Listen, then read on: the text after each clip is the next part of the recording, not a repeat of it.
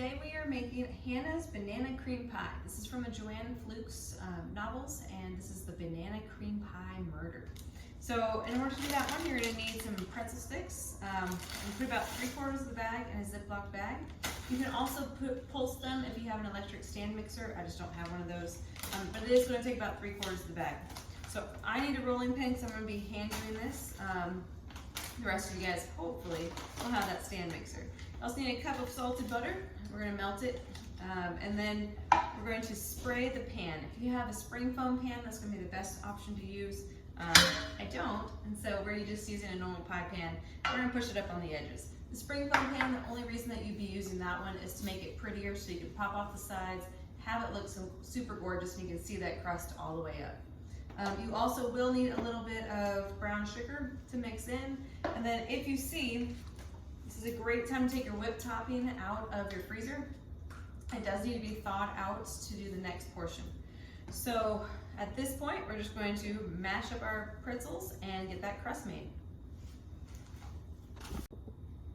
All right, at this point, either use your food processor to grind up all of your pretzels, or you just mash the heck out of it with your rolling pin. Today was one of those mashing days. It's been a long day. All right, you take your melted butter, and we're gonna pour that guy in. And then we're gonna do 2 tablespoons of our brown sugar. Now, brown sugar is pretty good, so you can just kind of play that one by ear. I'm just gonna shake it up. And that looks like 2 tablespoons to me. All right. After that, you're gonna mix it all up pretty well, and then you need to prepare your pan. To prepare your pan, either spring foam, or if you're using a pie pan like me, or a cake pan, sorry, I'm using a cake pan. Then you're just gonna take your pan, take a spray. I'm using a butter flavored spray just because there's a lot of butter in my crust, but it's up to you. And we're just gonna spray the heck out of it. All right, my pan is all sorts of coated. And now I'm going to mix up my crust, and then make sure your hands are clean, and we're going to be pressing that into our cake or pie pan. We're going to mix it all up. Your pretzel should have made about 2 cups, completely squished or minced or whatever you want to call it, broken up. If you do find that your mixture is a little bit too dry, feel free to melt some more butter and then use that to push into your pan.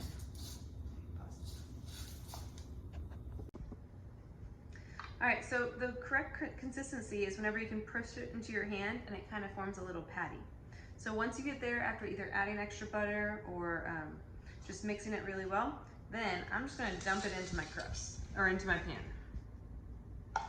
This is where those hands are all clean, and we're gonna be pushing it down. So we're gonna push it down, and we're also gonna go up the edges. Now, if you have a spring foam pan, we're trying to go up 2 inches on the sides. I have a little bit extra here, so we're just gonna have a little bit of extra pretzel consistency to my banana cream pie.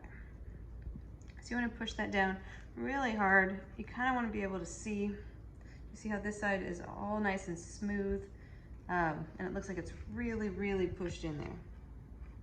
Anything that is crumbly will taste good, but it will also have the chance of crumbling on top of your cream pie. We are gonna bake this, so that will help some things too. We're gonna try to really squish it in there. All right, so once you have your pie crust all pushed down, where it's about 1 inch or 2 on the sides, then we're ready to bake it. It's gonna be baked at 350 for about 10 to 12 minutes. Make sure to check it because you do not want that to burn at all. All right, so you should have taken your crust out of the oven by now. You need it to be completely cool. So I'm trying to kind of rush things a little bit today, so mine is in the freezer cooling completely. And so now to mix up the filling, you need 2 packages of instant vanilla pudding, not the one that you have to cook on the stove. You definitely need some whole milk, thawed whipped topping, and you will need 2 ripe bananas. Now these are getting a little bit towards the end, so we might switch it out after I cut open and kind of taste the piece, but you don't want it to be the super banana flavor that you'll get whenever you use bananas for banana bread. So anyway, we're gonna start by opening up our Jell-O fillings. We're just gonna dump them all in.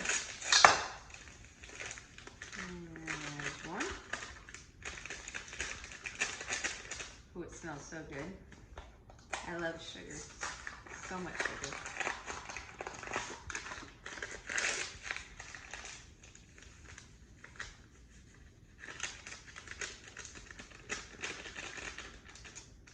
All right, so after those guys are all cleaned out, then you need 2 1/4 cups of milk. Now, if you don't want to add rum of some kind, we're adding a coconut rum to give it a little more tropical flavor.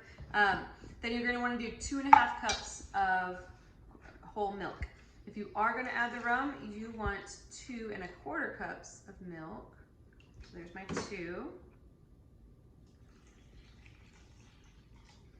And I'm going to do 1/4. And the other 1/4 can be your rum. You don't want it to be overpowering. I'm going to do this last 1/4 together.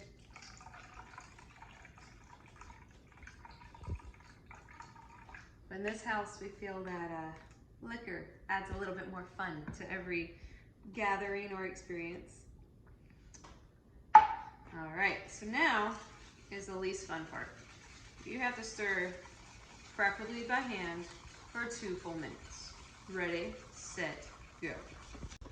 All right, guys, this 2 minutes is only halfway up for me, and I'm feeling the burn. I've had to switch hands, I switched positions, and my arms say, this is quite enough. So at the point where your arms are just burning and you can't take it anymore, we're gonna call it done. Basically, my pudding is really thick pudding now, and we're ready to mix in that whipped topping. Now for the whipped topping, I want 1 cup, so make sure to measure this one, and you don't want to overmix. I'm using a small spatula to help me out. I think that's like a cup-ish. Let's see. Yeah, I'm pretty close. All right. It does not want to conform. All right, so it's about a cup. I'm gonna mix that in. At this point, you do not want to overmix because the whipped topping has a lot of air and it's gonna really fill in your pie. If you overmix this at this point, it's gonna make it all kind of fall and then your pie will not be as beautiful. And no one wants an ugly pie. So I'm gonna switch to just my spatula. Take that guy out. Oh, really messy. Stirring. Again, you don't want to overmix. So try to do it as little as possible. We want to kind of change the color a little bit and make it all sorts of nice. So if you, like me, tasted your pie filling before we got that whipped topping in there, you notice it was really sweet. Now, I love sweet, nothing's wrong with that, but you do kind of want it to be a little bit more airy and not as thick with that sweet kind of flavor and as thick as a normal pudding. So you can see there's kind of just some nice little congealing, but it also is a little bit lighter than it before. All right, at this point, what you're gonna do is you're gonna be covering the entire bottom of your pie crust with really thin slices of that banana. So we're gonna get out our banana, open it up, make sure there's no brown spots. I have one there. No one wants pretty or ugly things on their pie. Pies are supposed to be pretty. I'm gonna taste it to make sure it's not too banana-y.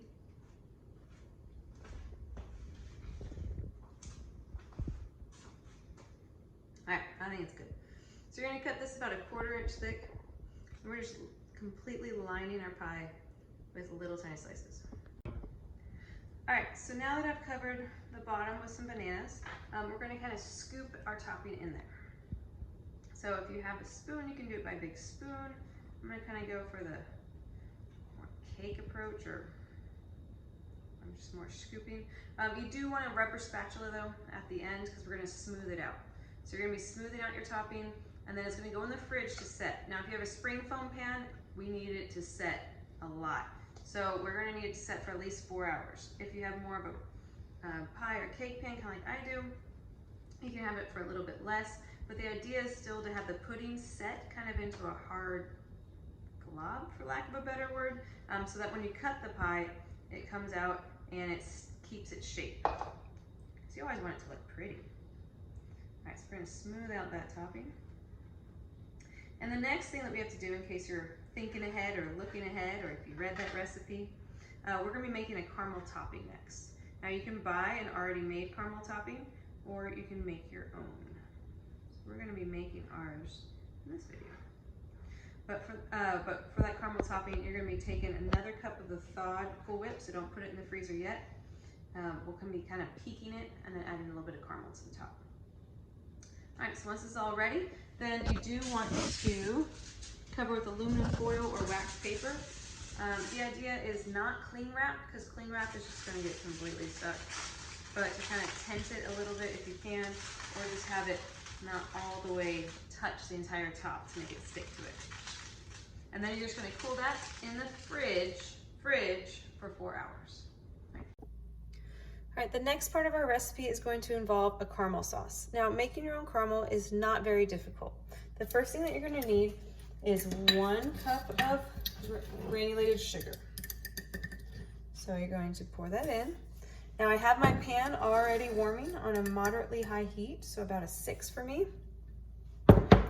Now you need to have all ingredients ready. So at this point, if you don't have 6 tablespoons of butter and half a cup of heavy whipping cream, or 1/4 cup of butter with a 1/4 cup of milk, whole milk, then you need to get that ready.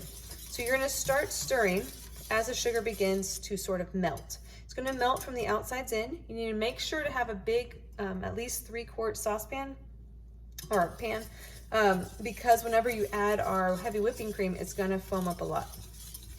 So we're gonna be kind of just constantly stirring. As those sugar crystals begin to melt, you're going to want to turn down that heat to about a 4 level. Here, I'll wait so you guys can see it kind of starting to melt. And then after you've turned down the heat to about a 4 and all the sugar crystals have completely melted, that's when we'll add that butter. So at this point, you can kind of see how the sugars are beginning to melt and kind of clump up. You're going to want to continue this process all the way until all clumps and all sugar crystals or granules are all melted into one nice solid liquid. At that point, that's when you finally add the butter.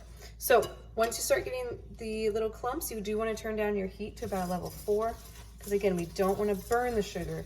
That'll make it so it tastes really bad. All right, at this point, you can really see how all those crystals are starting to melt. You want them all to melt into a really dark amber color, and then we're going to immediately be adding our butter. This is kind of a difficult task to keep it stirring because we don't want it to melt. Make sure that temperature is no higher than like a 5. Mine right now, a little bit over 4. I found that at 4, it just wasn't quite melting. But you're wanting all that sugar to kind of melt without the burning sensation. All right, here you can see that I just have a few tiny ones that I'm waiting on to fully melt. So we're gonna be really close to that butter stage.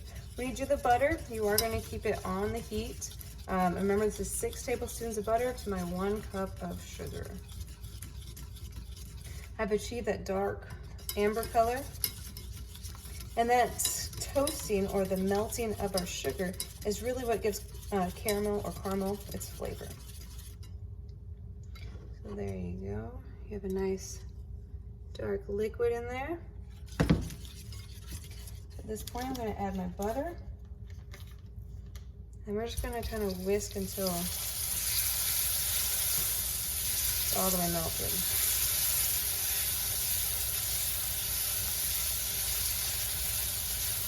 Now, if you think this is bubbling, just wait until we add our cream.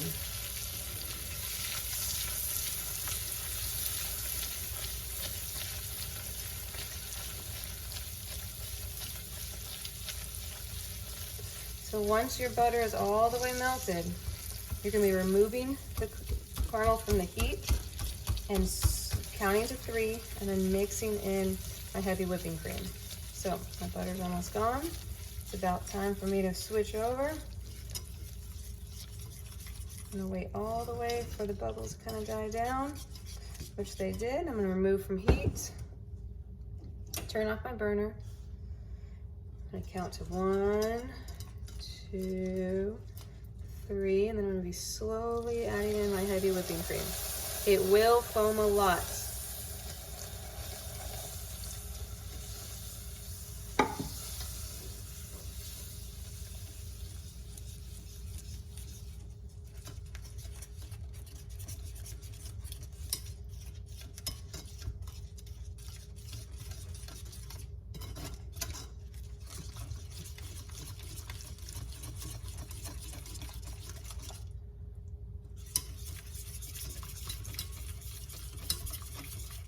And there you are. As it cools, it's going to thicken.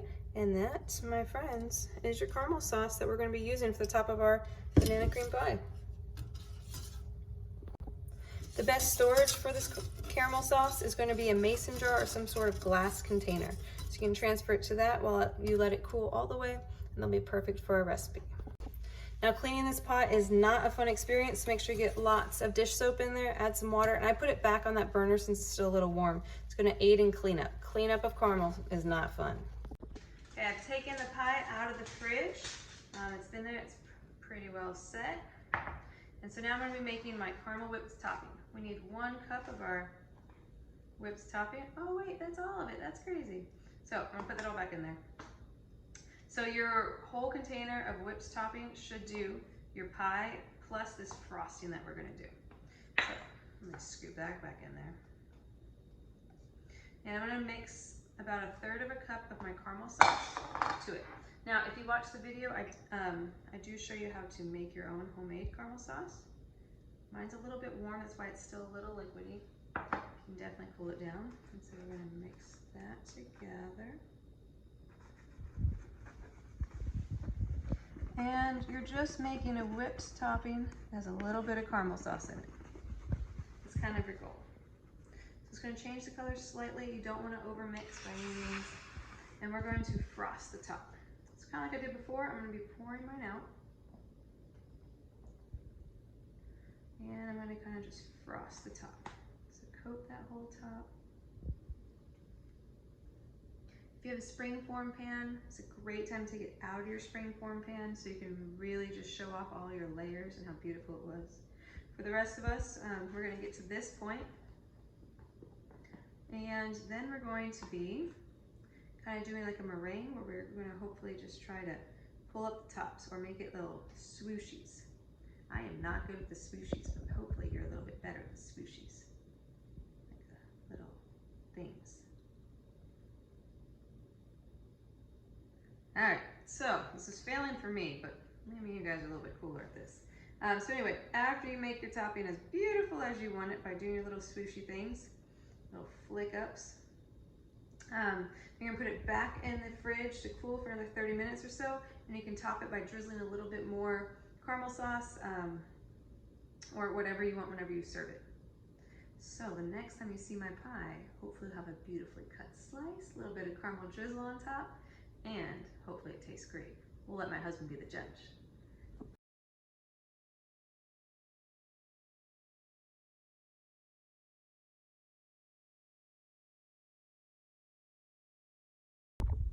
And here's the moment of truth. All right, let's try this.